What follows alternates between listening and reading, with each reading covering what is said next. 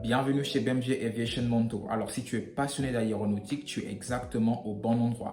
Aujourd'hui, nous allons parler des 4 éléments fondamentaux que compose un avion ou encore la structure d'un avion qui permet à ce qu'un avion puisse voler. Alors, si c'est ta première fois de me découvrir, je t'invite d'abord à liker cette vidéo, puis à t'abonner pour ne pas manquer les prochaines vidéos. C'est parti!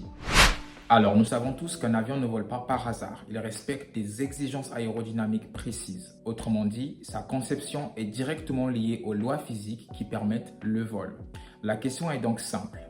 Quelles sont les composantes qui rendent le vol possible? Voyons cela de manière claire et structurée. Tout d'abord, on ne peut pas étudier les composants d'un avion sans pourtant connaître ce que c'est un avion. Donc, nous allons donner la définition d'un avion.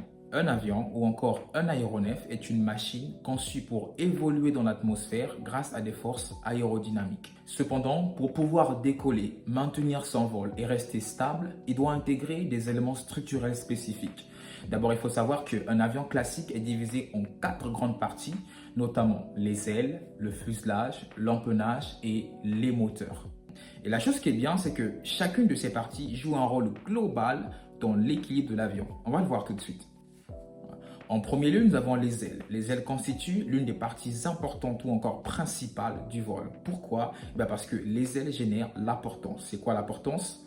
La portance, c'est la force aérodynamique dirigée vers le haut qui compense le poids. Autrement dit, la portance, c'est cette force qui permet de maintenir l'avion dans les airs. Et par là, on peut comprendre que s'il n'y a pas de portance suffisante, il n'y a pas de sustentation.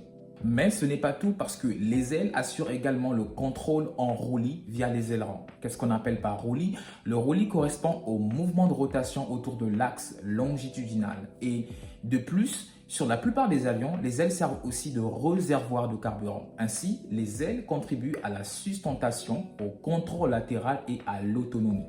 Alors avant d'aller au niveau du fuselage, j'aimerais clarifier un petit truc au niveau du roulis.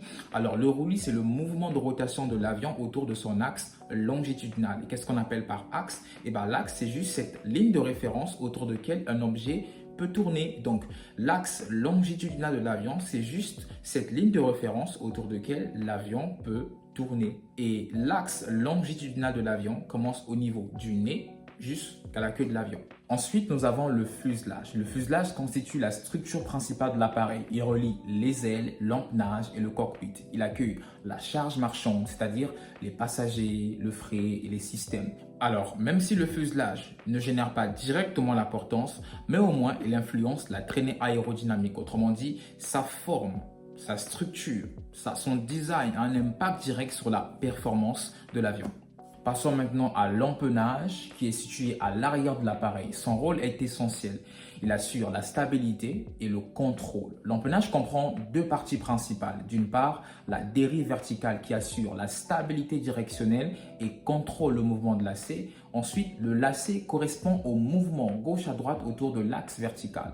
D'autre part, le stabilisateur horizontal qui contrôle le mouvement de tangage et le tangage correspond juste au mouvement de montée et de descente du nez de l'avion. Ainsi, l'empennage garantit l'équilibre longitudinal et directionnel de l'aéronef. Enfin, l'une des parties très importantes, l'une des parties que j'aime bien, la motorisation, les moteurs, donc le responsable de la production de la poussée. On peut comprendre déjà que le moteur produit la poussée. Et la poussée est la force dirigée vers l'avant qui permet de vaincre la traînée.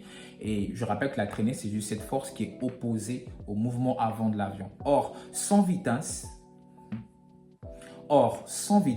les ailes ne peuvent pas générer suffisamment de portance. Donc en réalité, la poussée permet la vitesse et la vitesse permet la portance. Tout le système est donc interconnecté. Cette partie est très importante parce qu'on peut comprendre qu'il n'y a pas de portance s'il n'y a pas de vitesse. Il n'y a pas de vitesse s'il n'y a pas de poussée. Il n'y a pas de poussée s'il n'y a pas de moteur. Donc le fait, les moteurs jouent un rôle central en fait dans la mécanique de vol. Et donc pour conclure, un avion vole grâce à l'interaction cohérente de 4 éléments fondamentaux. Les ailes génèrent la portance, le fuselage structure et transporte la charge utile, l'empennage assure la stabilité et le contrôle, le moteur fournit la poussée.